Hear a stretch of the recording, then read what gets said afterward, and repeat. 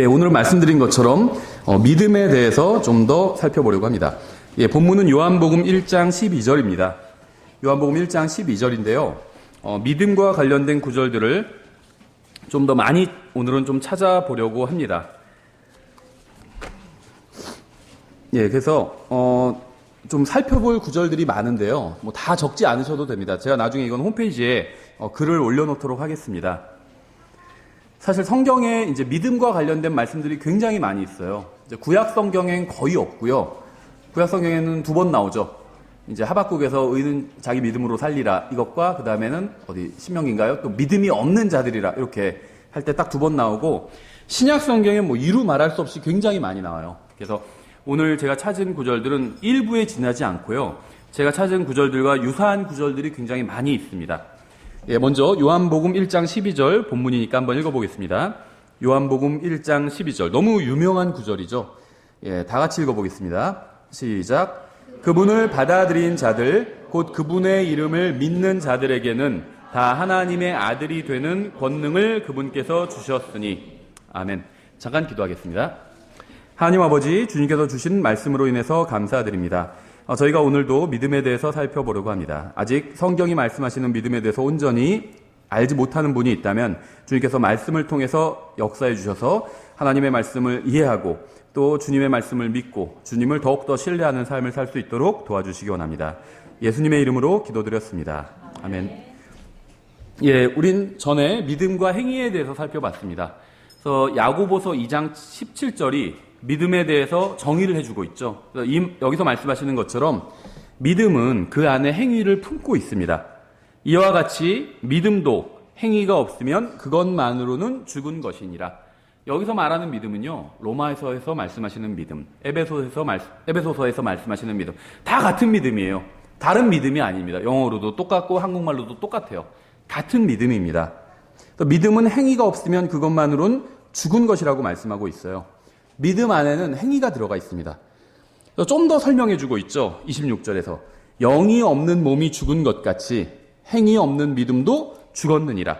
그래서 마치 믿음은 이 영과 몸의 관계와 믿음과 행위의 관계는 영과 몸의 관계와 같다, 이렇게 말씀하고 있어요. 몸이 있는데 그 안에 영이 없으면 그건 죽은 사람이죠. 창세기 2장 7절에 나오죠. 하나님께서 처음에 사람의 몸을 만드시고 그 다음에 영을 불어넣어 주시니까 사람이 살아있는 혼이 되었잖아요. 똑같다는 겁니다. 믿음이 있는데 그 안에 행위가 없으면 그건 몸만 있는 것. 이미 그 사람이 죽으면은 그 안에 있는 혼은 떠나가게 되잖아요. 몸만 남죠. 이걸 우리는 시체라고 부르죠. 그래서 행위가 없는 믿음은 시체와 같다는 거예요. 시체는 사람이 아니죠. 시체는 죽은 사람이에요. 죽은 사람은 사람이 아닙니다. 그렇죠? 죽은 믿음은 믿음이 아니에요. 그렇죠? 그래서 영이 없는 몸이 죽은 것처럼, 죽은 몸인 것처럼 행위가 없는 믿음은 죽은 믿음이고, 다른 말로 하면 전혀 믿음이 아니라는 겁니다. 죽은 믿음은 믿음이 아니에요. 그래서 믿음 안에 행위가 들어있다는 진리를 아는 것은 정말 중요합니다. 다만 야고보서 2장의 말씀에 대한 편견으로 인해서 오해하고 있거나 제대로 이해하지 못하고 있는 분들이 있는 것 같아서 오늘 보충 설교를 하려고 합니다. 그래서 믿음의 행위란 말이 성경에 나와요. 믿음 안에는 행위가 있습니다. 그러니까 저는 지금 사람이 행위로 구원받는다 이런 말을 하는 게 아닙니다. 아니면 믿음 플러스 행위로 구원받는다 이런 말을 하는 것도 아니에요. 왜냐하면 믿음 안에는 행위가 있기 때문에 믿음 플러스 행위다 이런 말을 할 필요가 없어요. 믿음 안에는 행위가 있습니다. 다만 이제 킹제임 성경 진영에서도 어떤 분들이 사람 대환란 때 아니면 구약 시대엔 사람이 믿음과 행위로 구원받는다고 얘기하는데 여기서 말하는 행위는 율법의 행위를 말하고 있거든요. 성경에 의하면요, 율법의 행위가 있어요. 선한 행위가 있습니다. 근데 이러한 것으로는 사람이 구원받지 못해요. 구약 성경에 나온 율법이 있죠. 이걸 열심히 지킨다고 해서 구원받는 것이 아니라는 겁니다. 율법의 행위로는 구원받을 수 없다는 거예요. 왜냐하면 지키는 것이 불가능하기 때문이에요. 율법의 행위는. 또 선한 행위로도 구원받을 수 없다는 겁니다. 보통 많은 종교들에서 선한 행위로 구원받을 수 있다고 가르치죠. 하지만 성경은 선한 행위로 구원받을 수 없다고 말씀하고 있어요. 성경에서는 믿음으로 구원받을 수 있다고 말씀하고 있습니다. 이렇게 말씀하고 있는 구절들은 너무 많죠. 에베소서 2장 8절도 있고 너무 많아요. 사람은 믿음으로 구원받습니다. 다만 사람을 구원하는 믿음뿐만 아니라 모든 믿음 안에는 행위가 들어가 있어요. 그래서 믿음에는 사람을 구원하는 믿음도 있고 우리가 살아가면서 사용하는 믿음도 있죠. 예를 들면 사람을 구원하는 믿음은 예수님을 믿는 믿음이 사람을 구원하는 믿음이에요. 예수님께서 십자가 위에서 내 죄값을 다 갚아주셨다. 이렇게 믿는 게 구원받는 믿음입니다. 살아가는 믿음은 뭐냐면, 예를 들면 내가 예를 들면 시장 보러 마트에 갈 때 운전을 하고 가죠. 그럴 때 이 차가 움직이리라는 믿음을 가지고 있어요. 그렇죠? 내가 기름도 다 채워놓고 했는데 차가 안 움직이면 어떡하지? 이렇게 생각하지 않아요. 차가 고장나서 밤새 고장나서 안 움직일 수도 있어요. 하지만 나는 차가 움직인다는 믿음을 가지고 아침에 출근할 때 차를 가지고 출근을 하죠. 이건 이제 일상적인 믿음이에요. 믿음이 없는 사람은 없습니다. 근데 이 믿음은 다 행위를 동반한다는 거예요. 그렇죠? 내가 차를 타고 가야겠다. 차를 타고 가면 좀 더 빨리 갈 수 있다고 믿고 있죠. 그럼 차를 타러 갑니다. 그렇게 믿고 걸어가진 않는다는 거죠.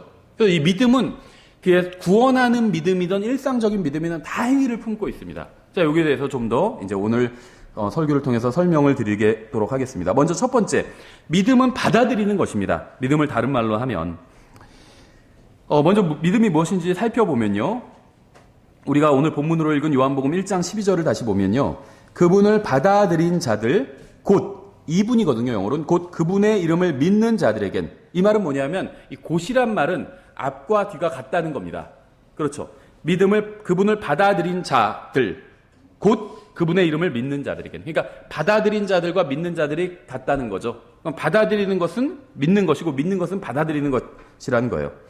그분의 이름을 믿는 자들에겐 다 하나님의 아들이 되는 권능을 그분께서 주셨으니. 그래서 이 말씀은 믿음이 무엇인지를 설명해 주고 있습니다. 성경은 받아들인 자가 믿는 자라고 말씀하고 있죠. 그래서 믿음이라는 것은 받아들이는 거예요. 받아들이는 것. 우리가 손으로 다른 사람이 주는 선물을 나 자신에게로 받아들이듯이 믿음을 통해서 눈에 보이지 않는 것을 자신에게로 받아들일 수 있습니다. 믿음에 대해서 바르게 이해하기 위해서는 이 믿음의 어떤 정의에 집착하지 말고 이 믿음의 기능을 이해해야 돼요. 믿음의 기능. 왜 그러냐면 이 믿음이란 것은 추상적인 거잖아요. 이 추상적인 것을 이해하기 위해서는 정의보다는 차라리 기능을 이해하는 것이 훨씬 더 쉽게 이해할 수가 있습니다. 예를 들면 사랑이 무엇인지 이해하기 위해서 이 사랑의 정의를 자꾸 내리려고 하면 쉽지가 않아요. 왜냐하면 사랑이란 건 추상적이거든요. 이게 몇 센치고 무슨 색이고 이렇게 정의할 수가 없어요. 그러니까 물질적인 것들은 정의를 할 수가 있습니다. 쉬워요. 그렇죠. 그런데 사과를 정의하면 예를 들면 뭐 나무에서 열리는 열매고 뭐 그 맛은 어떻고 그다음에 색깔은 보통 어떤 색깔이고 이렇게 정의를 할 수가 있는데 추상적인 거는 정의를 내리기가 어렵습니다. 그렇죠. 그러니까 믿음이랑 사랑, 뭐 소망 이런 것들은 정의 내리기가 쉽지가 않아. 정의를 내릴 수는 있지만 쉽지는 않다는 거죠. 머릿속에 딱 바로 그려지진 않는다는 거예요. 사과에 대해서 설명하면, 코끼리에 대해서 설명하면 딱 머릿속에 그림을 그릴 수가 있지만 이 믿음, 사랑, 소망 이런 추상적인 것에 대해서 설명하면 머릿속에 바로 그림을 그리기가 쉽지 않다는 거예요. 그래서 우리가 이런 추상적인 것을 이해할 때는 기능을 설명하면 좀 더 쉽게 이해할 수가 있다는 거죠. 그래서 이 믿음이 무엇이냐 막 이거 가지고 고민하는 분들이 있어요. 근데 이 믿음의 기능을 생각하면 믿음이 무엇인지 좀 더 쉽게 이해할 수 있다는 거죠. 믿음은 통로입니다. 받아들이는 거예요. 통로입니다. 그렇죠. 수도관과 같아요. 수도관을 통해서 물이 오잖아요. 믿음은 그런 통로예요. 그러면 수도관 때문에 수도관이 나의 목마름을 적셔준 거는 아니잖아요. 물이 나의 목마름을 적셔준 거거든요. 근데 그 물은 이 수도관을 통해서 온다는 거죠. 예를 들면 사도행전 3장 16절에도 이런 비슷한 말씀은 너무 많아요. 제가 그냥 하나 예를 드는 거예요. 사도행전 3장 16절에 그분의 이름을 믿는 믿음을 통하여 그분의 이름이 너희가 보고하는 이 사람을 강건하게 하였으니 참으로 그분으로 말미암은 믿음이 너희 모든 사람 앞에서 그를 이와 같이 완전히 낫게 하였느니라. 믿음을 통하여 무엇인가 왔다 이렇게 말씀하고 있어요. 통로라는 겁니다. 수도가 아니에요. 믿음은 통로예요. 그래서 믿음은 그럼 주로 무엇을 받아들이는 통로냐면 하나님의 말씀을 받아들이는 통로입니다. 그러니까 믿음은 일반적으로 통로인데 성경에서 말씀하시는 믿음은 하나님의 말씀을 받아들이는 통로라는 겁니다. 누군가 한 말을 의심하지 않고 사실로 받아들이면 그 말을 믿는 겁니다. 그러니까 믿음이라는 게 어려운 게 아니에요. 누군가 무슨 말을 했어요. 근데 그 말을 딱 듣고 의심하지 않고 바로 사실로 받아들이면 그게 믿은 겁니다. 어려운 게 아니라는 거죠. 다만 야고보서에서 말씀하시는 것처럼 믿음은 그 자체에 행위를 품고 있어요. 그래서 다른 사람이 한 말을 믿었다면 다시 말하면 그 사람이 한 말을 받아들였다면 그 말에 따라 무엇인가를 하게 된다는 겁니다. 이게 믿음이라는 거예요. 예를 들면 제가 여기서 광화문까지 가는 버스를 타려고 하는데 몇 번을 타야 하는지 모른다고 가정을 한다면 일단 버스 정류장에 가겠죠. 그래서 거기에 어떤 아저씨가 있어서 물어봐요. 몇 번을 타야 광화문에 가요? 그러니까는 9,000번 타야 간다고 얘기해요. 만약 제가 이 아저씨의 말을 믿는다면 저는 9,000번 버스를 타고 광화문에 갈 수 있다는 말을 사실로 받아들인 거죠. 이 사람은 그런 말을 했잖아요. 9,000번 버스를 타야 광화문에 갈 수 있다. 근데 제가 그 말을 믿었어요. 그럼 저는 그 말을 사실로 받아들인 거죠. 근데 믿음은 여기서 끝나지 않는다는 거예요. 실제로 9,000번 버스가 왔어요. 그럼 저는 어떻게 할까요? 탄다는 겁니다. 그게 믿은 거예요. 근데 만약에 9,000번 버스가 오기 전에 예수님께서 공중으로 오셔서 제가 들림받아 올라갔어요. 그러면 저는 9,000번 버스를 타지는 않았죠. 하지만 저는 이 아저씨의 말을 믿긴 믿은 거죠.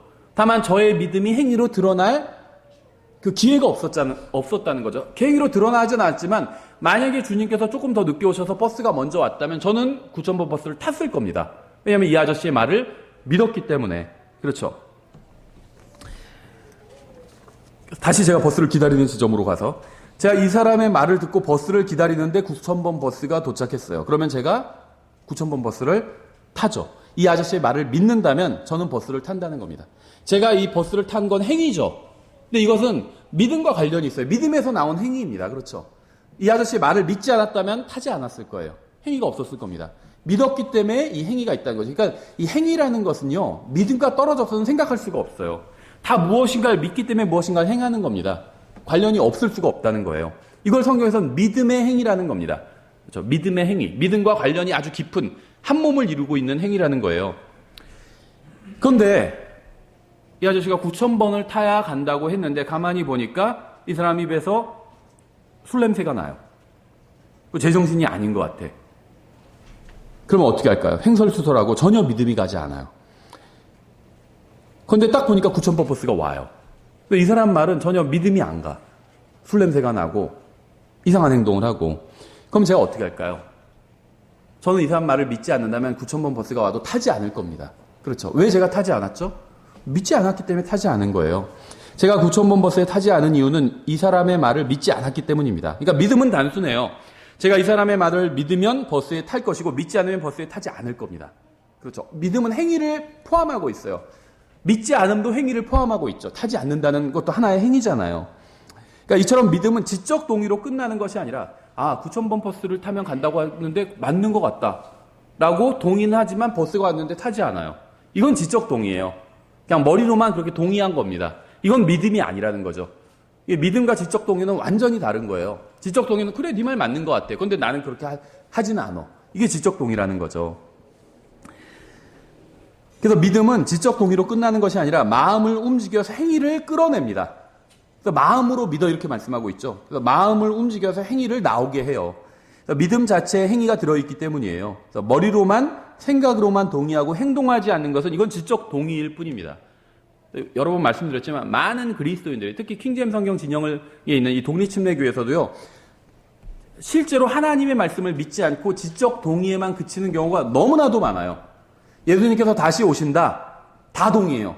독립침례교에서. 그렇죠. 다시 안 오셔. 이렇게 가르치는 사람도 없고 그렇게 얘기하는 사람도 없습니다. 다 그렇게 믿는 것처럼 보여요. 근데 사실은 믿음이 아니라는 거예요. 그건 무엇이냐? 지적 동의예요. 어떻게 알 수 있냐면 예수님께서 다시 오신다고 진짜 믿는 사람은 삶이 바뀌어요. 삶이 변해요. 그러지 않을까요? 삶이 변할 수밖에 없어요. 생각해 보세요. 이번 주 복권 당첨번호를 알아요. 누가 알려줬어요. 그 사람을 믿어요. 그게 진짜 이번 주 복권 당첨번호라는 걸 믿어요. 그러면 어떻게 할까요? 복권 사러 가요. 그렇지 않나요? 아는데 사지 않아요. 그건 지적 동의예요. 행위가 없잖아요. 그렇죠? 그러니까 진짜 믿으면 행위가 달라질 수밖에 없어요. 생각해봐요. 사도행전에 보면요. 예수님을 믿은 사람들은 다 변했습니다. 다 변했어요. 왜 변했을까요? 믿었기 때문이에요. 근데 믿었다고 하면서도 변하지 않는 경우 있죠. 지적 동의일 가능성이 커요. 제가 가능성이 크다고 말씀드린 거는 우리가 그 사람의 마음을 알 수 없어요. 믿음은 마음으로 믿는 거거든요. 제가 지금 이런 말씀을 드리는 것도요, 다른 사람을 판단하라는 게 아니에요. 아, 저 사람은 가만히 보니까 지적동이다.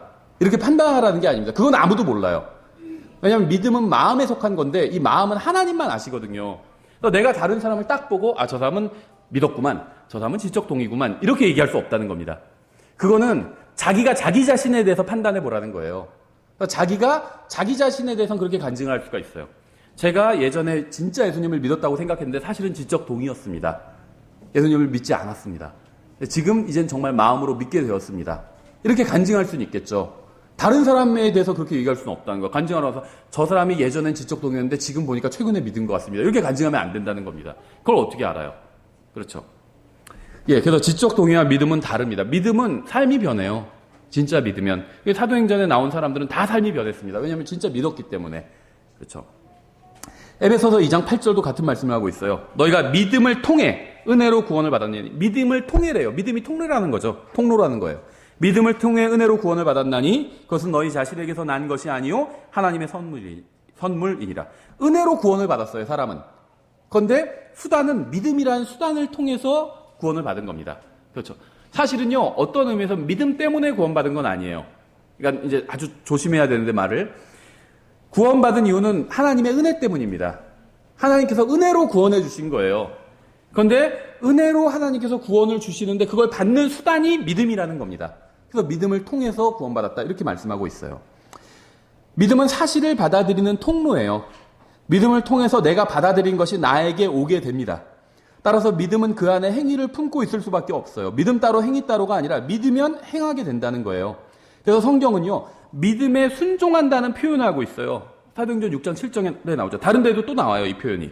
하나님의 말씀이 자라나서 예루살렘에서 제자들의 수가 크게 늘어나고 제사장들의 큰 무리도 믿음에 순종하니라. 믿음에 순종한대요. 순종한다는 게 뭘까요? 행동을 하는 거예요, 순종은. 그렇죠. 대장이, 예를 들면 자기 소대장이 얘기하는데 yes sir 해놓고는 그대로 안 해요. 그건 순종한 게 아니죠. 순종은 행위를 포함하고 있어요. 행위가 없는 순종은 순종이 아니에요. 그렇죠. 진격 그러는데 진격하겠습니다 하고 가만히 있어요. 그건 순종이 아니라 조롱이죠. 그렇죠. 그러니까 믿는다고 해놓고 그대로 하지 않은 건요, 믿음이 아니에요. 머리로만 믿는다고 해놓고 하지 않은 그건 조롱하는 거예요, 하나님을. 그래서 성경에서 속지 말라, 하나님은 조롱당하지 아니하시느니라 그렇게 말씀하고 있잖아요.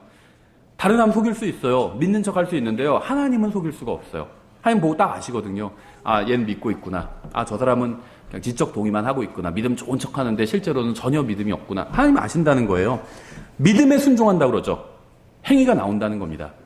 순종이란 말은 행위랑 관련이 있어요. 행위가 없으면 순종도 없는 겁니다. 믿으면 행하게 돼요. 그래서 믿음에 순종한다고 말씀하고 있죠. 이것은 자동적으로 이루어지는 일이에요. 그러니까 어떤 분들 이제 이걸 걱정해요.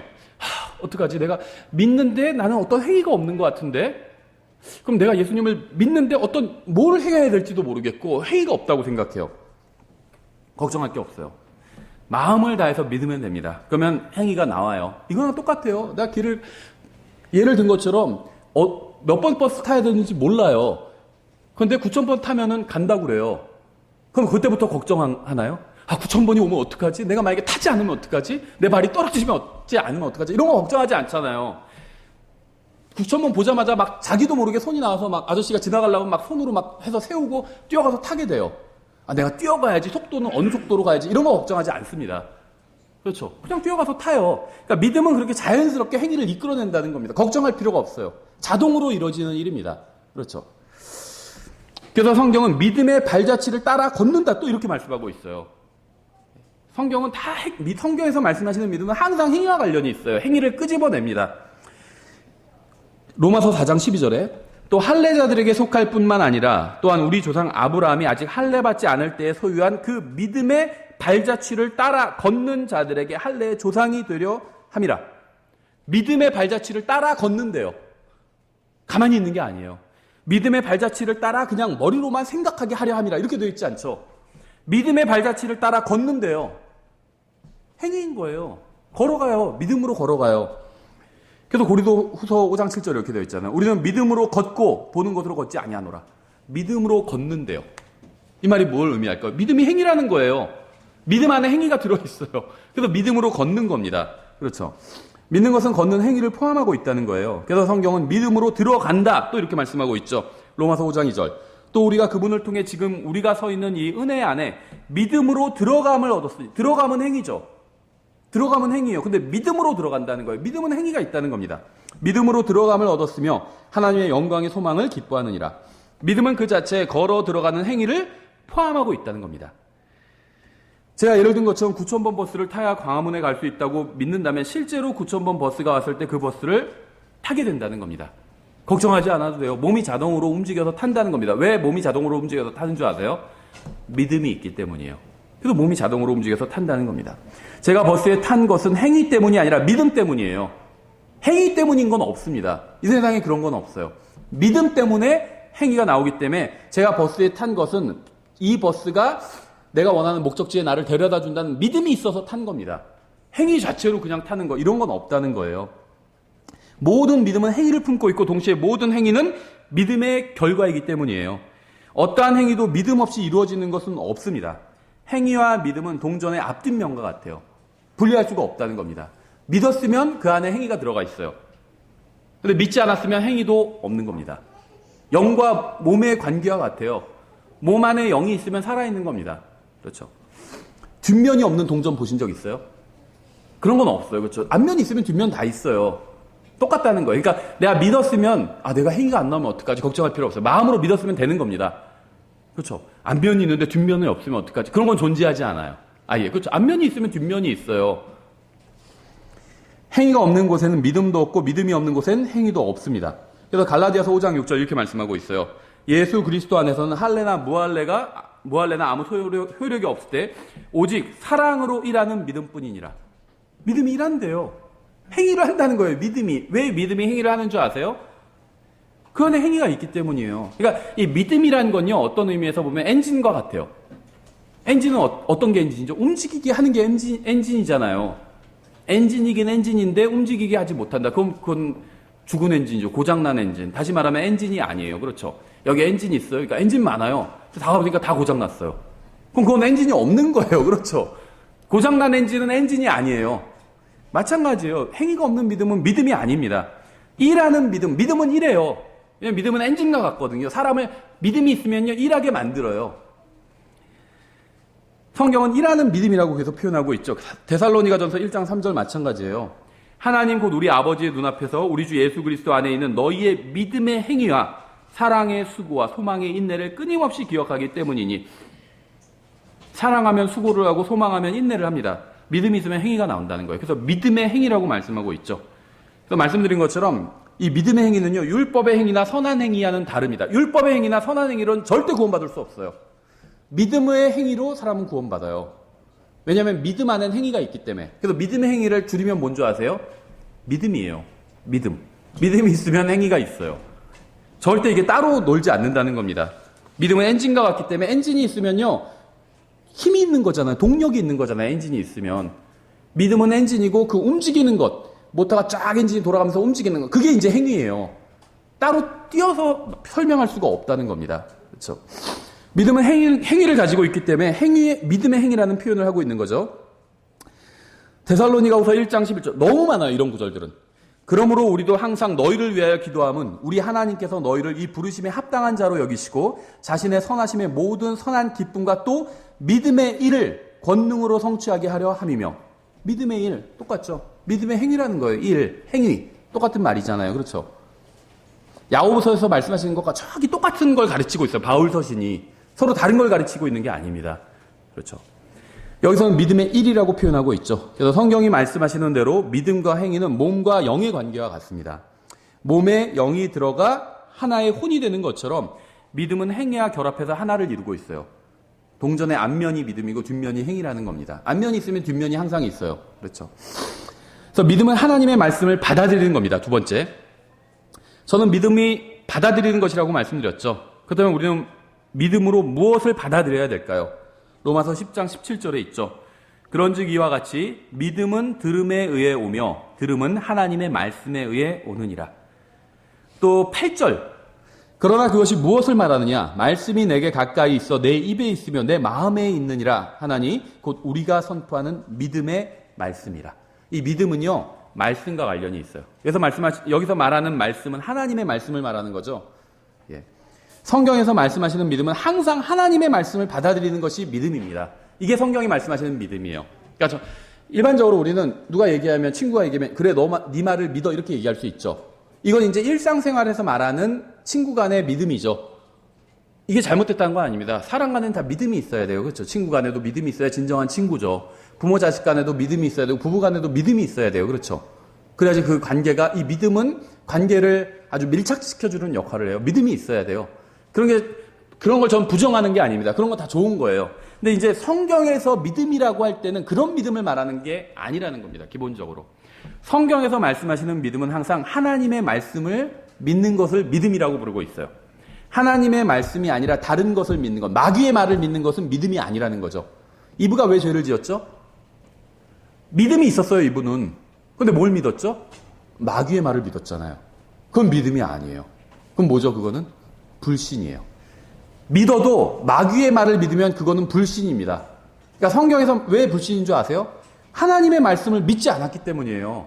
그러니까 성경에서는요, 다른 걸 다 믿어도 하나님의 말씀을 믿지 않으면 불신이라고 부른다는 겁니다. 불신이라는 건 믿음이 아니라는 거잖아요.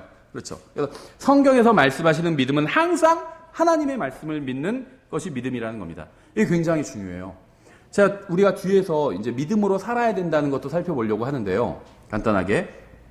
믿음으로 산다는 건요, 하나님의 말씀대로 산다는 거예요.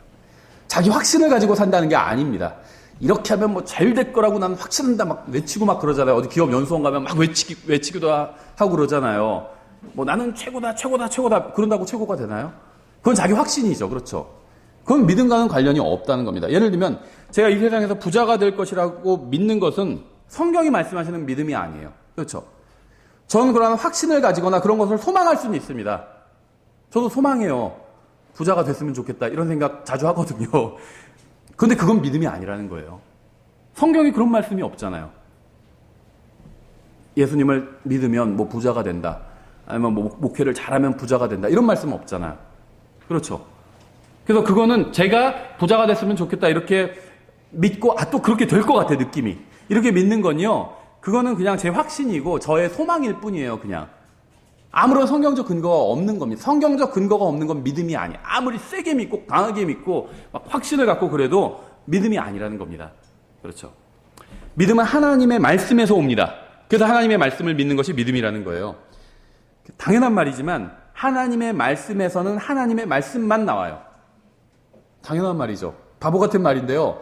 사람들이 하도 오해하고 있기 때문에 할 수 없이 이렇게 말하는 거예요. 하나님의 말씀에선 하나님의 말씀이 아닌 것은 나오지 않습니다. 제가 이 세상에서 잘 먹고 잘 살게 된다는 것, 전 그걸 바라요. 하지만 그런 건 성경이 없잖아요. 그러니까 그런 걸 믿는 건 믿음이 아니라는 겁니다. 그냥 자기 바람이야, 희망사항이고. 나쁘다는 게 아니에요. 나쁜 건 아니에요. 그렇죠? 이 세상에서 잘 먹고 잘 사는 게 나쁜 건가요? 나쁜 건 아니에요. 근데 그거는 하나님의 말씀은 아니라는 겁니다. 그래서 그걸 믿으면 안 된다는 거예요. 뭐 소망할 수 있어요. 자기 혼자 그렇게 생각할 수는 있지만 그건 믿음으로 사는 것과는 전혀 관련이 없는 일이라는 거예요. 그건. 말씀을 믿지 않는 것은 아무리 강하게 믿는다 해도 믿음이 아니라 오히려 불신입니다. 말씀에 없는 것을 크게 믿으면 그것은 큰 믿음이 아니라 오히려 큰 불신이에요. 큰 불신. 말씀에 없는 것을 강하게 믿으면 그건 강한 믿음이 아니라 강한 불신일 뿐이에요. 믿음은 항상 하나님의 말씀인 성경을 믿는 것입니다. 만약 여러분이 무엇인가를 믿고 있다 하더라도 말씀에 기록된 것이 아닌 다른 것을 믿고 있다면 여러분은 믿음이 없는 겁니다. 많은 사람들이 하나님의 말씀을 믿는 것이 무엇인지 모르고 있어요. 하나님의 말씀을 믿는다는 것은 말씀이 내 생각과 같을 때만 믿는 것이 아니라 말씀이 내 생각과 다를 때에도 믿는 것을 의미합니다. 비록 말씀이 내 생각이나 경험이나 느낌이나 감정, 내가 좋아하는 것과 다르고 내 이익에 도움이 되지 않는다 할지라도 말씀을 사실로 받아들이고 그대로 믿고 그대로 행하는 것이 바로 성경에서 말씀하시는 믿음이라는 거예요. 말씀대로 하면요, 이 세상에서 잘 되는 게 아니에요. 그런 건 성경에 없어요. 그리스도의 말씀대로 하면 그리스도의 심판석에서 풍성한 열매를 맺고 풍성한 보상을 받게 될 겁니다. 말씀대로 했다고 해서요, 이 세상에서 잘 된다는 보장은 없다는 거예요. 그런 건 말씀하신 적이 없어요. 너네들이 말씀대로 살면 이 세상에서 잘 먹고 잘 살게 된다. 그렇게 약속하신 적이 없다는 겁니다. 그렇죠? 그러니까 이 말씀대로 살면 다시 말하면요, 이 세상에서 손해가 날 수도 있다는 거예요. 그러면 일요일에 장사를 해야 수입이 늘어날까요? 장사를 하지 않고 예배를 드리고 해야 수입이 늘어날까요? 일요일에 사정이 있어서 장사하시는 분들도 있어요. 제가 그런 분들을 판단하는 게 아니라 자기 자신만 판단해 보면 돼요. 하나님의 말씀으로. 그냥 상식적인 얘기를 드리는 거예요. 일요일에 예를 들면 그리스도인이 장사를 하지 않고 저희 어머니도 가게를 정말 10년간 식당을 하셨는데 정말 365일 하셨거든요. 왜냐하면 하루라도 더 나와서 일을 하면 그만큼 수입이 있으니까. 그렇죠. 근데 그리스도인의 경우에는 일요일에 쉬고 교회에 나와서 열심히 예배를 드리면 토요일에 2배의 수익이 생기나요? 그렇지 않아요. 그런 말씀 성경에 없어요. 제가 분명히 말씀드리는데 일요일에 장사를 안 하면요. 그만큼 수익이 줄어들 겁니다. 예배를 드리면 그 대신 수익을 더 많이 주신다. 그런 말씀은 성경에 없어요. 그래서 희생인 거예요. 예배 드리는 것도 일종의. 그렇죠. 내가 수입을 더 많이 늘릴 수 있는데 문을 닫고 나오면 희생을 하는 거예요. 뭐 다른 사람 판단하는 게 아니에요. 다 사정이 있죠. 잘 몰라요, 우리는. 다른 사람 함부로 판단할 수 없어요. 자기 자신을 그냥 말씀으로 비춰보라는 겁니다. 그러니까 하나님의 말씀대로 살면 이 세상에서 돈을 많이 벌게 되고 잘 먹고 잘 살게 된다. 이런 말은 성경에 없다는 겁니다. 하나님의 말씀대로 하면요. 하나님께서 아주 기뻐하시고요. 그리스도의 심판석에서 보상을 주실 거예요. 그런 건 성경에 있어요. 그렇죠. 예를 들면 성경은 거짓말하지 말라고 말씀하고 있죠. 에베소서 4장 25절. 너무 많아요, 이런 말씀도. 그런즉 거짓말을 버리고 각 사람이 자기 이웃과 더불어 진리를 말하라. 우리는 서로 지체니라. 골로새서 3장 9절. 서로 거짓말하지 말라. 너희는 옛사람과 그의 행위를 벗어버리고. 야고보서 3장 14절. 그러나 너희 마음속에 독한 시기와 다툼이 있으면 자랑하지 말며 진리를 거스러 거짓말하지 말라. 거짓말하지 말라는 말씀은요, 신약 성경에 굉장히 많이 있어요. 왜 많이 있을까요? 구원받은 사람들도요, 거짓말 엄청 많이 하거든요. 그래서 거짓말하지 말라는 말씀을 많이 하고 있는 거예요. 그렇죠? 옛날에 어떤 분도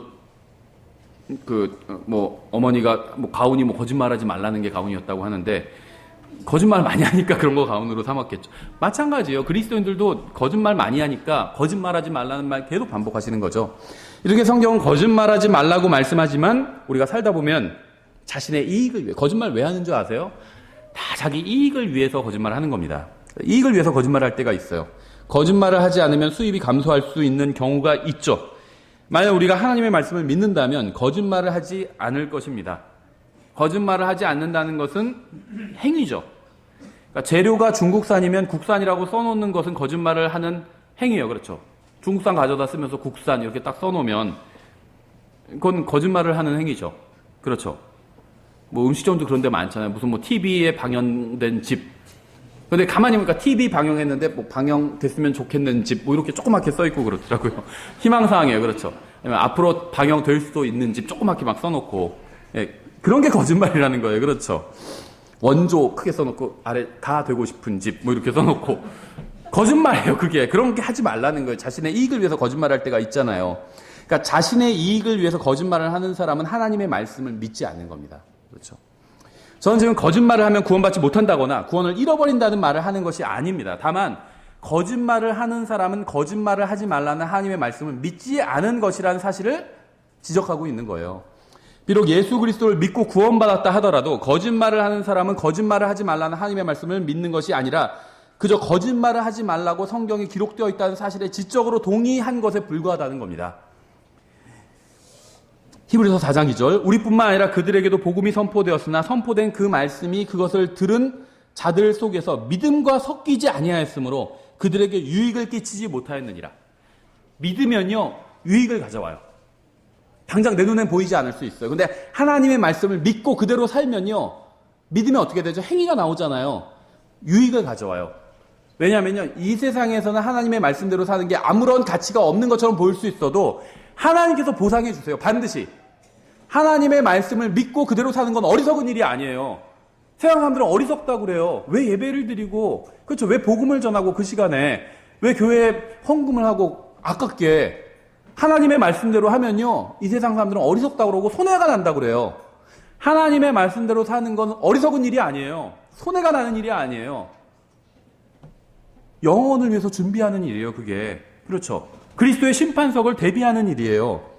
그런데요, 하나님의 말씀을 믿는다는 것은 뭐냐면 말씀이 히브리서 4장 2절에 의하면 말씀이 믿음과 섞이는 거예요. 그게 믿는 겁니다. 말씀이 믿음과 섞이지 못하면 아무런 유익을 얻을 수 없다는 겁니다. 머리로만 성경이 옳다고 생각하는 것은 아무런 유익을 주지 못해요. 하나님의 말씀을 믿으면 말씀대로 살게 됩니다. 말씀대로 살지 않으면 말씀을 믿지 않는 거예요. 여러분은 오늘도 말씀을 들었습니다. 이 말씀이 여러분의 믿음과 섞여야 돼요. 믿음과 말씀이 섞인다는 것은 말씀대로 한다는 겁니다. 말씀대로 행한다는 거예요. 여러분의 믿음은 하나님의 말씀과 섞여 있나요? 섞이지 않으면요, 소용이 없어요. 세 번째, 믿음은 쉽습니다. 제가 가장 안타깝게 생각하는 것은 믿어야 구원받는다고 하니까 믿고는 싶은데 믿음이 무엇인지 모르겠다고 하는 거예요. 자기가 믿는지 모르겠다는 겁니다. 그러니까 믿음을 너무 어려운 걸로 생각해요. 믿고 싶은데 믿는 것이 무엇인지 모르겠다는 거예요. 근데 믿음은 어렵지 않아요. 쉽습니다. 믿음은 쉬운 것이기 때문에 하나님께서는 구원의 통로로 믿음을 선택하셨습니다. 믿음은 물을 마시는 것과 같아요. 계시록 22장 17절에 있죠. 성령과 신부가 말씀하시기를 오라 하시는도다. 듣는 자도 오라 할 것이요 목마른 자도 올 것이요 또 누구든지 원하는 자는 값없이 생명수를 취하라. 마시라는 거죠. 테이크, 마시라는 거예요. 생명수를. 물을 마시는 것은 전혀 어려운 일이 아니에요. 어린아이도 물을 마실 수 있어요. 정상적인 사람이라면 물을 마시는 것은 가장 쉬운 일 중에 하나입니다. 생명수를 마시라고 하는 것은 생명수를 받으라고 하는 거예요. 여기서 말하는 생명수는 예수님을 의미하죠. 물을 마시듯이 예수님을 믿으라는 겁니다. 예수님을 믿는 것은 어렵지 않아요. 누구나 물을 마실 수 있는 것처럼 누구나 예수님을 믿을 수 있습니다. 물을 마시기 위해서 특별한 능력이 필요하지 않은 것처럼 예수님을 믿는데 특별한 능력이 필요하지 않아요. 누구나 예수님을 믿을 수 있어요. 믿음은 음식을 먹는 것과 같습니다. 요한복음 6장 53절부터 56절에 있죠. 이에 예수님께서 그들에게 이르시되 진실로 진실로 내가 너희에게 이르노니 너희가 사람의 아들의 살을 먹지 아니하고 그의 피를 마시지 아니하면 너희 속에 생명이 없느니라. 누구든지 내 살을 먹고 내 피를 마시는 자에게는 영원한 생명이 있나니 마지막 날에 내가 그를 일으키리라. 내 살은 참으로 양식이요 내 피는 참으로 음료이니 내 살을 먹고 내 피를 마시는 자는 내 안에 거하고 나도 그 안에 거하느니라. 일반적인 사람이라면 음식을 먹는 것은 쉽습니다. 또한 음식을 먹는 것은 즐거운 일이기도 합니다. 예수님을 믿는 것도 마찬가지예요. 음식을 먹듯이 그렇게 예수님을 믿으면 됩니다. 전혀 어렵지 않아요. 제가 믿음은 물을 마시는 것과 같고 음식을 먹는 것과 같다고 하니까 몸이 아픈 사람은 물을 마시거나 음식을 먹는 것이 어려울 수도 있다고 생각하는 분도 있어요. 하지만 여기서 믿음이 물을 마시는 것과 같고 음식을 먹는 것과 같다고 말하는 것은 이건 중환자실에 누워있는 사람을 기준으로 하는 것이 아니라 일반적인 보통의 사람을 기준으로 하는 겁니다. 사고로 한쪽 팔을 잃거나 한쪽 다리를 잃은 사람들도 있는 것은 분명한 사실이죠. 하지만 우리가 사람은 두 팔과 두 다리를 가지고 있다고 하면 이건 일반적인 경우를 말하는 거죠. 똑같다는 거예요. 물을 마시는 것과 음식을 먹는 것이 어렵다고 하는 사람들이 있을지 모르기 때문에 성경은 믿음이 쳐다보는 것처럼 쉽다고 말씀하고 있어요. 물을 마시는 것, 음식을 먹는 것, 이게 귀찮을 때도 있죠. 그러니까 성경은 믿음은 쳐다보는 것과 같다 이렇게 말씀하고 있어요. 쳐다보는 건 아주 쉽잖아요. 그렇죠? 요한복음 3장 14절 15절이죠. 모세가 광야에서 뱀을 든 것 같이 사람의 아들도 반드시 들려야 하리니 이것은 누구든지 그를 믿는 자는 멸망하지 않고 영원한 생명을 얻게 하려 함이니라. 이건 민수기 21장을 인용한 거죠. 21장 4절부터 9절에 그들이 호르산에서 이스라엘 백성이죠. 이동하여 홍해 길로 에돔 땅을 돌아가려 하였으나 그 길로 인해 백성의 혼이 심히 낙담하여 힘들고 어렵고 그러니까 이제 낙담한 거죠. 백성이 하나님과 모세를 대적하여 말하되 어째 당신들이 우리를 이집트에서 데리고 올라와 광야에서 죽게 하느냐. 거기에는 빵도 없고 물도 없도다. 우리 혼이 이 푸석푸석한 빵을 싫어하노라 하매 주께서 불뱀들을 백성 가운데로 보내어 백성을 물게 하심으로 이스라엘의 많은 사람이 죽으니라. 그러므로 백성이 모세에게 나와 이르되 우리가 주와 당신을 대적하여 말함으로 죄를 지었사오니 주께 기도하여 그분께서 이 뱀들을 우리에게서 제거하게 하소서 하며 모세가 백성을 위하여 기도하니 주께서 모세에게 이르시되 너를 위해 불뱀을 만들어 장대 위에 달라 물린 자마다 그것을 쳐다보면 살리라 하시니라. 모세가 놋뱀을 만들어 장대 위에 다니 뱀이 어떤 사람을 물었을 때 그가 그 놋뱀을 쳐다보면 살더라. 그러니까 이스라엘 백성이 죄를 짓자 하나님께서는 불뱀을 보내셔서 심판하셨죠. 백성이 구원을 요청하자 하나님께서는 놋뱀을 만들어 장대 위에 달아 사람들이 장대에 달린 놋뱀을 쳐다보면 살게 하셨습니다. 이건 잘 아시는 것처럼 십자가에 달리신 예수 그리스도의 모형이죠. 하나님께서는 장대에 달린 놋뱀을 보면 죄인이 살 수 있는 것처럼 십자가에 달리신 예수 그리스도를 보면 영원한 생명을 얻을 수 있게 하셨어요. 믿음은 쳐다보는 것처럼 쉽습니다. 누구든지 예수님을 믿으면 구원받을 수 있어요. 그러니까 마음의 눈으로 예수님의 십자가를 한번 바라보세요. 십자가가 있어요. 근데 그 십자가에 예수님이 달려 계십니다. 달려 계시는데 피를 흘리고 죽어가고 계세요. 근데 예수님께서 피를 흘리고 계신 이유는 내 죄값을 갚기 위해서라는 거예요. 그걸 마음으로 받아들이면 된다는 겁니다. 이보다 더 쉬운 게 없어요. 십자가 위에 달리신 분이 내 죄값을 모두 갚아주셨어요. 그것을 사실로 받아들이면 구원받을 수 있다는 겁니다.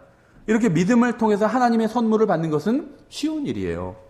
쳐다보는 것도 어렵고, 그것도 어렵다고 하는 사람이 있어요. 그렇죠? 쳐다보는데 막 고개를 돌려야 되잖아요. 막 이렇게 얘기하면서 그것도 어렵다. 눈을 떠야 되잖아요. 이렇게 얘기하는 사람도 있고. 그렇죠? 그래서 성경은요, 믿음이 누군가를 부르는 것 같다고 말씀하고 있어요. 고개 안 돌려도 돼요. 부르기만 하면 됩니다. 로마서 10장 13절이죠. 누구든지 주의 이름을 부르는 자는 구원을 받으리라. 믿음은 누군가를 부르는 것처럼 쉽다는 거예요. 주님의 이름을 부른다는 것은 주님을 믿는다는 겁니다. 믿음은 누군가의 이름을 부르는 것처럼 쉬워요. 이름을 부르는 것도 어렵다고 할 사람들이 있을지 모르겠어요. 부르려면 또 입을 열어서 불러야 되잖아요. 이럴 수도 있죠.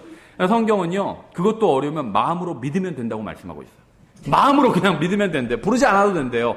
그렇죠.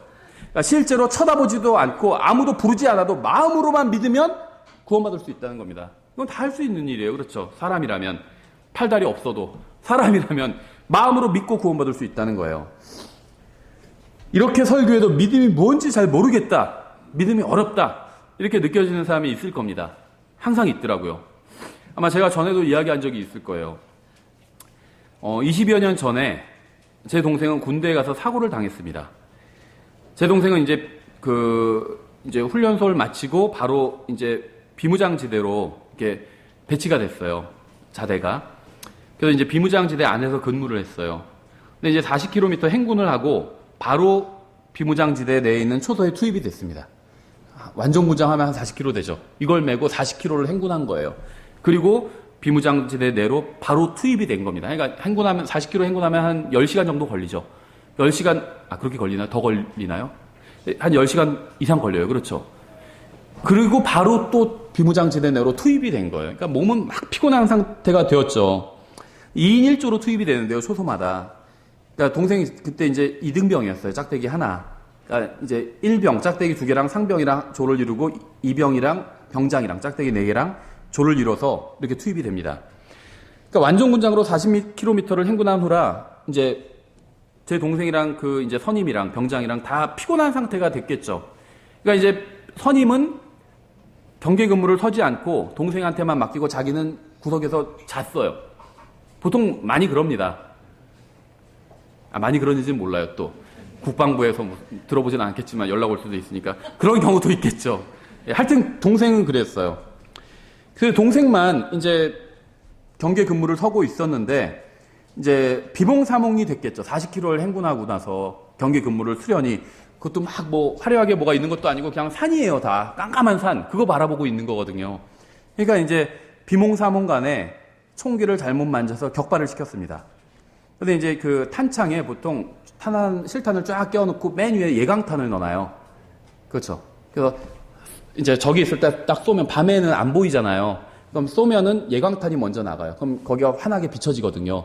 그럼 이제 적이 다 드러나잖아요. 그렇죠. 그럼 이제 실탄을 따락 쏘는 거예요. 근데 예강탄은 이제 실탄보단 약해요. 그래도 기본적으로 탄환입니다. 똑같이. 그러니까 예강탄을 맞아도 치명적이에요. 똑같아요. 실탄보단 약할지 몰라도 예강탄도 치명적이에요. 그래서 이제 비몽사몽간에 잘못 만져가지고 예강탄이 격발이 됐어요. 그래서 이게 턱을 통과해서 눈 밑으로 지나갔습니다. 그래서 이제 바로 쓰러졌죠. 피 막 흘리고 쓰러졌고, 이제 병장도 깨어났어요. 선임도. 근데 이제 자다가 바로 일어났는데 후임이 쓰러져 있고 피를 흘리고 있고, 그러니까 막 당황했죠. 그런데 그래도 때마침 감사하게도 이제 소대장이 전령을 하나 댔고 이제 초소를 돌아다니거든요. 근데 바로 문 앞에 5m 근처에 있었어요. 소대장이. 초소에서 총소리가 나니까 바로 뛰어들어왔습니다.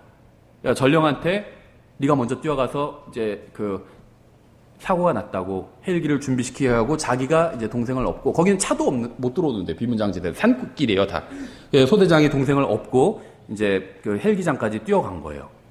그래가지고 이제 거기서 헬기를 타고 이제 수도통합병원으로 이제 이송이 되었습니다. 그래서 저도 이제 연락을 받고 갔어요. 그래서 이제 가보니까 막 사경을 헤매고 있고 이제 수술을 받았어요. 응급수술이 끝나고 이제 면회를 가서 동생을 만났습니다. 그러니까 얼굴 전체를 붕대로 감싸고 있었고 이제 말도 못하고 들을 수는 있었어요. 입이 다 망가졌기 때문에 말도 못하고 얼굴은 다 붕대로 감고 있고 앞도 보지 못하고 있었어요. 그래서 이제 손으로 그냥 제가 이제 형이 왔다고 얘기를 하니까 이제 손으로 글씨를 쓰는 흉내를 내더라고요. 그래서 이제 배 위에 종이를 갖다 주고 펜을 들려줬어요. 배 위로 이렇게 종이에 쓸 수 있도록. 그러니까 동생이 한 단어를 썼습니다. 어떤 단어였는지 아세요? 지옥이라는 단어였어요. 지옥. 그리고 나서 다시 두 번째 단어를 썼는데 두렵다라는 단어를 썼어요. 근데 동생도 교회 다닌 적이 있었고요. 제가 복음을 그전에도 전했었거든요. 그다음에 성경을 읽은 적도 있었어요. 훈련소 들어갈 때 그래도 그 신약 성경을 가지고 들어갔거든요. 의지를 하려고. 근데 영혼의 문턱에 앞에까지 가니까 지옥이 갑자기 두려워진 거예요. 어쩌면 지적으로 동의만 했을 수도 있었겠죠. 전에는 복음을 듣고도 자신이 없었던 거예요. 자기가 정말 믿는지가.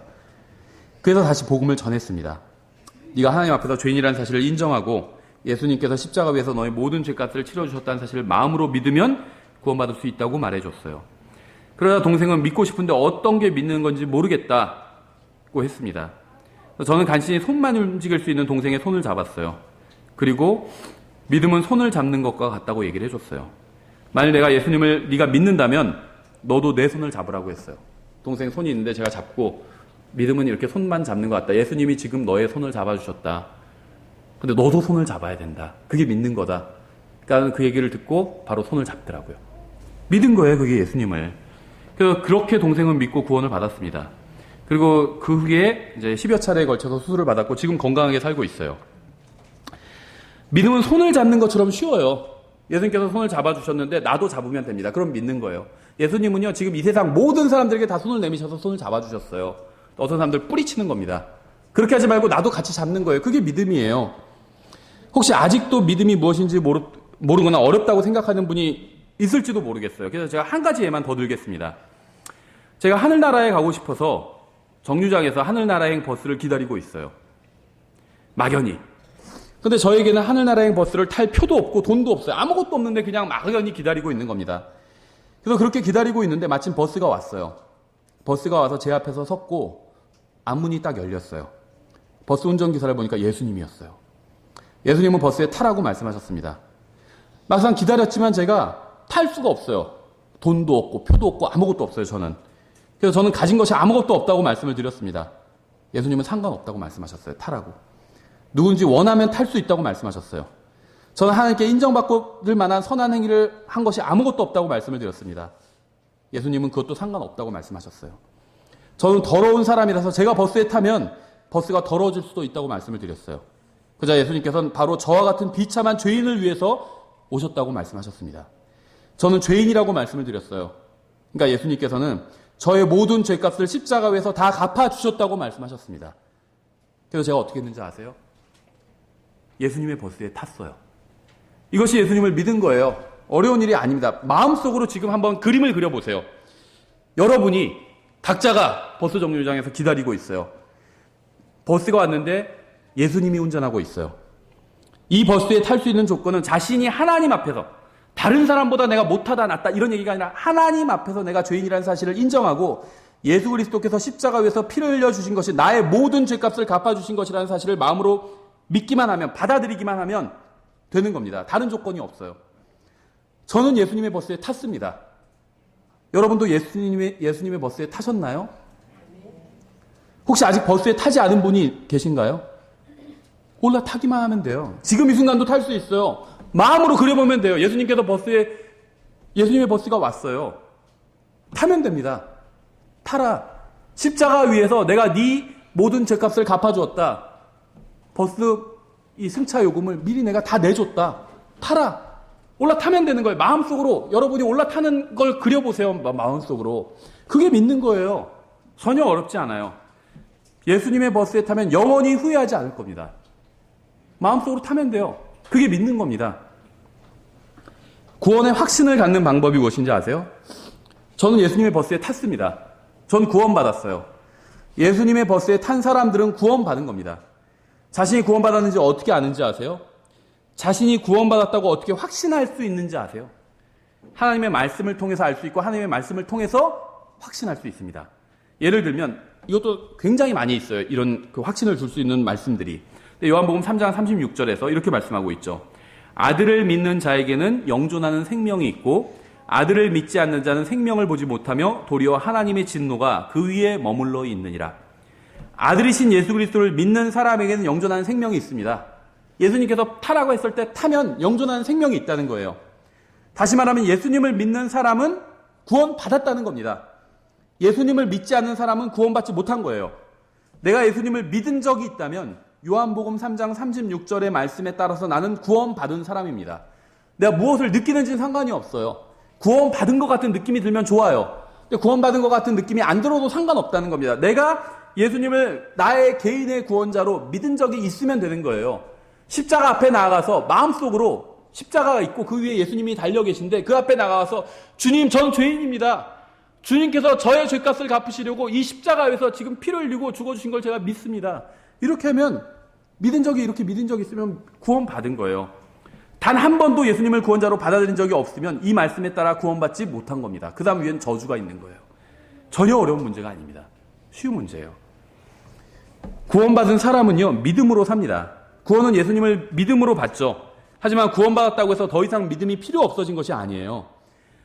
성경에 3번 반복되죠. 신약 성경에서. 로마서 1장 17절. 복음에는 하나님의 의가 믿음에서 믿음까지 계시되어 있나니 이것은 기록된 바 의인은 믿음으로 살리람과 같으니라. 여기서 말하는 의인은 구원받은 사람이죠. 구원받은 사람은요, 믿음으로 산대요. 구원받은 사람은 믿음으로 살아야 됩니다. 믿음으로 살지 않으면, 하나님의 말씀대로 살지 않으면 그건 사는 것이 아니라는 거예요. 하나님 앞에서. 우리는 하나님을 믿어야 됩니다. 주님께서 관심을 갖고 계시는 것이 무엇인지 아세요? 믿음이에요. 믿음. 저 사람은 믿음이 있는지. 구원받은 사람들도 마찬가지예요. 예수님을 믿었으면 구원받은 거예요. 구원받은 사람들을 보실 때 하나님께서 무엇을 보시는지 아세요? 와, 저 친구 이번에 승진했구나. 그 어려운 행정고시에 붙었구나. 그렇죠. 돈 많이 벌었구나. 그렇죠. 와, 이번에 외조체 뽑았네. 이런 거 보시는 줄 아세요? 그런 거 관심도 없어요. 상관이 없어요. 전혀 그런 거는. 승진을 해도 좋고 안 해도 상관없어요. 하나님께는. 전혀 상관이 없다는 거예요. 무엇을 보시냐면 믿음을 보세요. 하나님의 말씀을 정말 믿는지 그 믿음을 보세요. 이것도 너무 많은데 제가 몇 구절만 인용해 보면 마태복음 9장 2절에 보라 그들이 마비병으로 자리에 누운 사람을 그분께 데려오거늘 예수님께서 그들의 믿음을 보시고 생김새를 보시고 무슨 옷 입고 왔나? 옷 보니까 저거 고급 브랜드인데 돈 좀 있겠다. 내가 고쳐줘야겠다. 이렇게 생각하신 것이 아니라 믿음을 보시고 믿음을 보시고 누가복음 7장 9절 예수님께서 이것들을 들으시고 그들로 인해 놀라사 주위를 둘러보시며 자기를 따르던 사람들에게 이르시되 내가 너희에게 이르노니 이스라엘에서 이렇게 큰 믿음을 내가 결코 보지 못하였노라. 예수님께서 우리를 보실 때 사람들을 보실 때 뭘 보고 놀라는 줄 아세요? 와 정말 똑똑하구나. 시험 다 맞았네. 수능 만점을 맞았네. 그런 거 보고 놀라시지 않아요. 와 정말 예쁘게 생겼구나. 그런 거 보고 놀라시지 않아요. 믿음을 보고 놀라시는 거예요. 깜짝 놀라신 거예요. 와 정말 저렇게 하나님 말씀을 그대로 믿는구나. 믿음 보고 놀라신 거예요. 예수님께서 뭘 보러 이 세상에 오실 줄 아세요? 누가복음 18장 8절이죠. 내가 너에게 이르노니 그분께서 속히 그들의 원수를 갚아주시리라. 그럼에도 불구하고 사람의 아들이 올 때 재림이죠. 땅에서 믿음을 보겠느냐 하시니라. 믿음이 있는 사람들은 다 들림받아 올라갔잖아요. 그렇죠? 믿음이 있는 사람은 어떻게 되는지 아세요? 염려하지 않습니다. 달라져요. 삶이 완전히 바뀌어요. 염려가 없어져요. 마태복음 6장 30절부터 33절이죠. 그러므로 오늘 있다가 내일 아궁이에 던져질 들풀도 하나님께서 이렇게 입히시거늘 오 너희 믿음이 적은 자들아 하물며 너희는 더 잘 입히지 아니하시겠느냐. 그러므로 염려하여 이르기를 우리가 무엇을 먹을까 혹은 우리가 무엇을 마실까 혹은 우리가 무엇을 입을까 하지 말라. 이 모든 것은 이방인들이 구하나니 너희 하늘 아버지께서는 이 모든 것이 너희에게 필요한 줄 아시느니라. 오직 너희는 첫째로 하나님의 왕국과 그분의 의를 구하라. 그리하면 이 모든 것을 너희에게 더하시리라. 믿음으로 산다는 것은 하나님의 말씀대로 산다는 겁니다. 믿음으로 산다는 것은 이 세상 일에 염려하지 않는다는 거예요. 믿음으로 산다는 것은 무엇을 입을까, 무엇을 먹을까, 무엇을 마실까 염려하지 않는다는 겁니다. 이게 사는 거잖아요. 사는 문제를 염려하지 않는다는 거예요. 믿음으로 산다는 것은 이 세상에서 잘 먹고 잘 사는 것만 구하는 것이 아니라 먼저 하나님의 왕국과 그분의 의를 구하는 것입니다. 여러분은 믿음으로 살고 계신가요? 마가복음 11장 22절 이렇게 되어 있어요.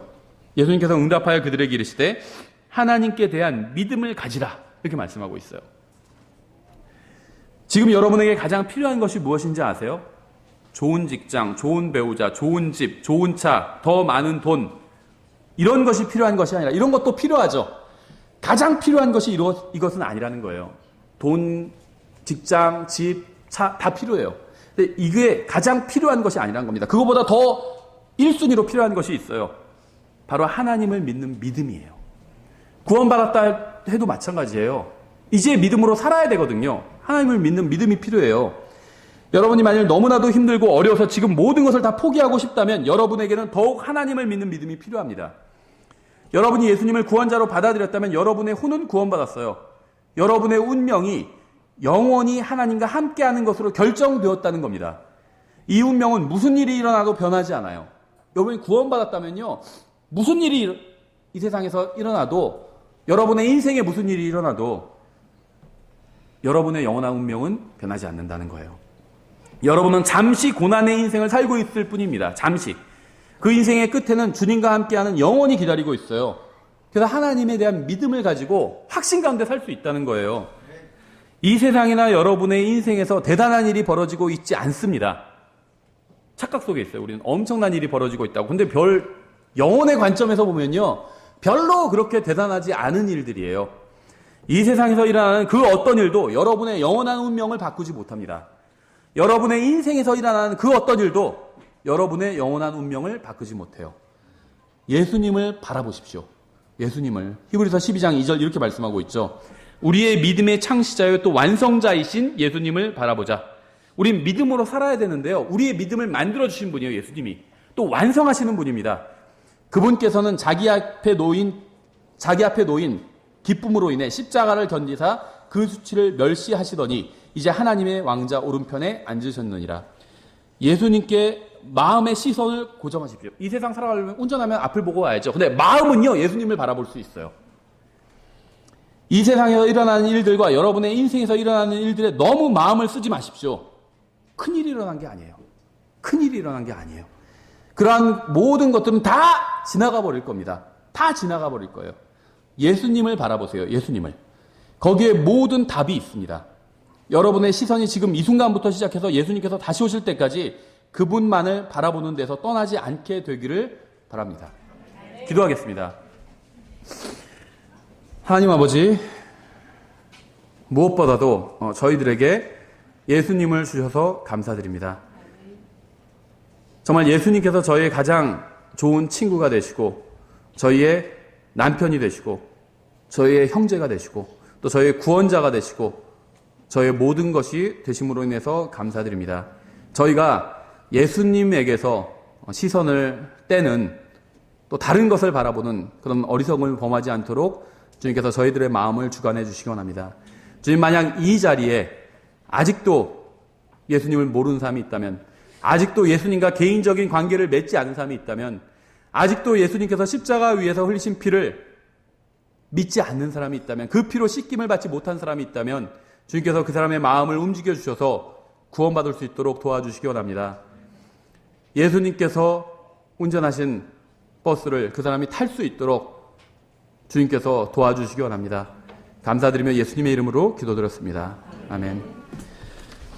다 같이 일어나셔서 찬송가 342장 찬양 드리고